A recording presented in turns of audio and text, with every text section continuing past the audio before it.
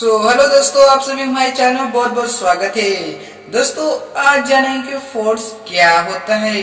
दोस्तों, इसको समझना बहुत आसान है। पहले आप इसका मीनिंग जानिए। फोर्स का मतलब होता है बल, किसी का भी बल लगाना। फोर्स में जनरली दो चीज होती है, वो होता है पुश एंड पुल। क्या दोस्तों? Push and pull. पुश मतलब किसी को धक्का देना, पुल मतलब खींचना।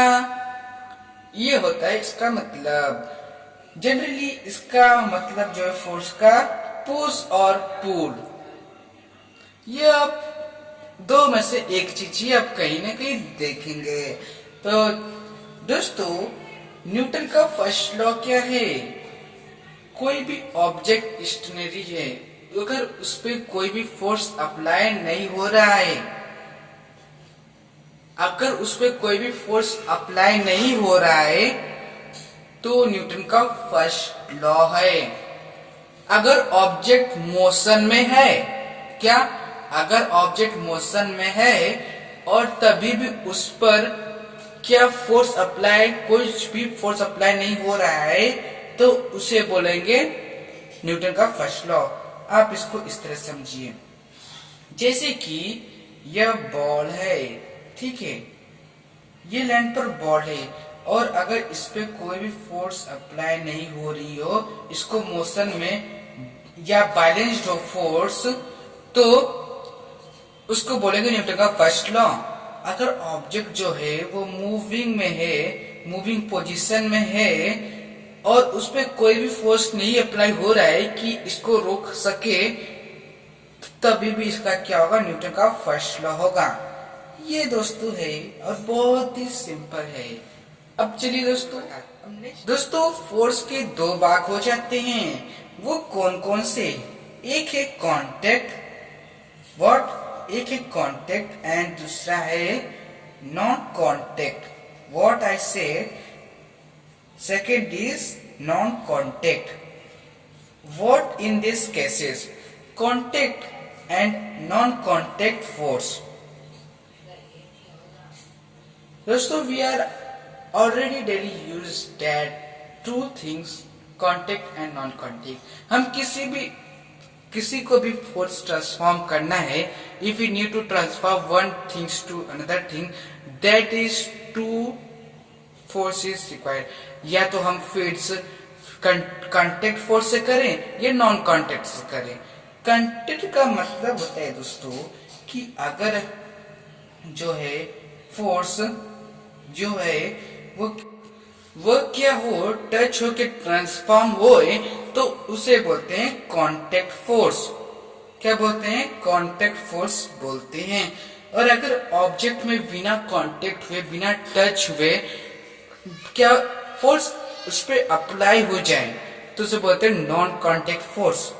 फॉर एग्जाम्पल, यहाँ पर मैं कांटेक्ट के लिए एक मैन ले लिया हूँ जो कि कार को धक्का दे रहा है और क्या जा रही है? कार आगे के डायरेक्शन में जा रही है, यानी कि ये जो है अपना हैंड टच करेगा, कार में अटैच होगा, तभी ये कार आगे जाएगा। तो ये जो है ये कांटेक्ट फोर्स हो जाएगा। नॉन कांटेक्ट में बिना टच हुए अप्लाई होता है। जैसे कि यहाँ पर मैं कील धर लिया हूं और मैग्नेट है यहाँ पे, और यहाँ पर मैं अट्रैक्ट का फोर्स इस्तेमाल करूंगा, तो ये क्या है? बिना नॉन कांटेक्ट हुए ही फोर्स अप्लाई हो गया, जिसे बोलते हैं नॉन कांटेक्ट। नेक्स्ट पॉइंट पर तो अब हम समझेंगे बैलेंस्ड और अनबैलेंस्ड फोर्स क्या होता है। दोस्तों, अगर जो है फोर्स से बैलेंस्ड हो जाए, दो फोर्स अप्लाई हो रही है, क्या दो फोर्स अप्लाई हो रही है एक ऑब्जेक्ट पर, दोनों का जो है फोर्स इक्वल हो जाए और कोई भी मूवमेंट ना मिले, तो उसे बोलते हैं बैलेंस्ड फोर्स। दोस्तों, ये बैलेंस्ड फोर्स हमेशा आप देखते होंगे कि जो वजन तोड़ने वाला रहता है तरह, ये इस तरह से दिखता है। इसमें दो ऑब्जेक्ट धरे हुए रहते हैं। फर्स्ट ऑब्जेक्ट में इसमें मान लेते हैं कि एक किलो धर दिया और इसमें टमाटर है, तो इसको जब तक बैलेंस न हो जाए तब तक इसको उतना टमाटर धरे जाते हैं। जब ये बैलेंस हो जाए तो इसको बोलते हैं बैलेंस्ड फोर्स। और दोस्तों जो हमारे बॉडी पे जो फोर्स अप्लाई होता है, जैसे कि माना जाता है कि हम लोग के बॉडी पर एटमॉस्फेरिक प्रेशर अप्लाई होता है। क्या होता है? एटमॉस्फेरिक प्रेशर अप्लाई होता है जो एयर की वजह से बनता है। वो क्या है? हमारे शरीर में जो प्रेशर, ब्लड प्रेशर है, वो बैलेंस कर लेता है एटमॉस्फेरिक प्रेशर को। इसलिए हमें सर पर 105 पास्कल फील नहीं होता है। और जैसे कि एग्जांपल ले लेते हैं कि यहाँ से दो फोर्स लग रही है। मान लीजिए कि यहाँ पर 1 पर्सन है और 1 पर्सन यहाँ पर, और यहाँ पर एक ऑब्जेक्ट है, ठीक है। Okay, when the two men apply on that force,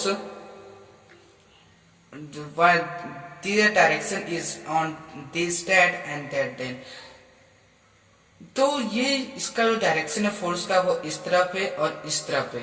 दोनों लोग इसको लगाएंगे फोर्स, जिसका ज्यादा होगा फोर्स वो क्या होगा? वो उस साइड जाएगा। अगर दोनों लोग का बैलेंस्ड है, क्या बैलेंस्ड है फोर्स, तो वो नॉट मूव करेगा, मतलब मूव करेगा ही नहीं। तो इससे बोलते बैलेंस्ड फोर्स, अगर मूव नहीं कर रहा है तो।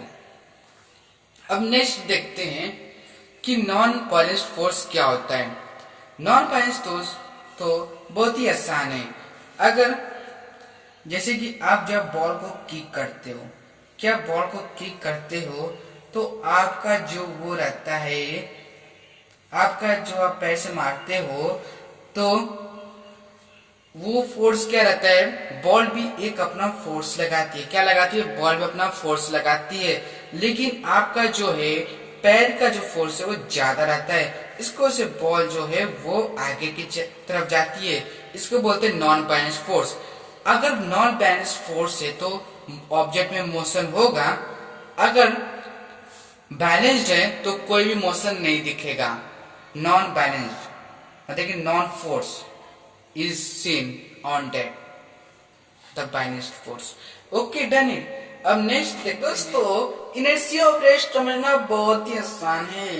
अगर दोस्तों ऑब्जेक्ट में एब्सेंस रहे फोर्स का तो उससे बोलते हैं इनर्शिया ऑफ रेस्ट। मान लीजिए कि अगर एक बस में पैसेंजर बैठे हुए हैं, अचानक बस स्टार्ट हो जाती है तो पेशेंट का जो है जो बॉडी होता है वो बैकवर्ड डायरेक्शन में जाने लगता है।